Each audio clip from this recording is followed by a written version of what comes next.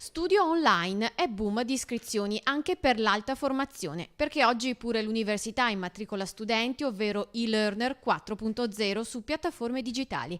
Il gruppo di ricerca HERE della CRUI ha condotto uno studio su un segmento dell'offerta formativa mondiale che in 6 anni ha raggiunto 80 milioni di utenti, con oltre 800 atenei in campo e 9.400 corsi a disposizione. Del resto lo studente spesso ha bisogno anche di lavorare. Le nuove tecnologie impongono aggiornamenti e la vita lavorativa si fa sempre più lunga, con obbligo di formazione continua.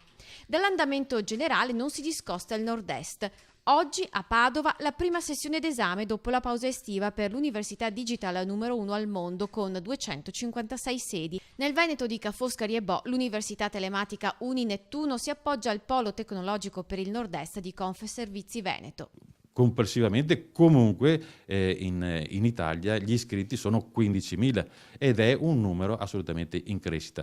Il Nord-Est sta facendo la sua parte, in meno di un anno già 200 iscritti con richieste quotidiane. C'è questa flessibilità che ti permette di appunto lavorare. Perché l'e-learning riesce a raggiungere quegli studenti che vogliono affiancare il lavoro allo studio o hanno abbandonato l'università tradizionale, oppure i professionisti che desiderano nuove specializzazioni. I titoli sono quelli della laurea triennale, lauree magistrali e master di primo livello per ora. Stiamo per istituire anche un dottorato di ricerca nella facoltà di ingegneria. Lo studente deve a sgomberare la mente da tutta la burocrazia e arrivare a aprire il suo PC, connettersi, entrare nella piattaforma, studiare, venire qui a fare gli esami e laurearsi.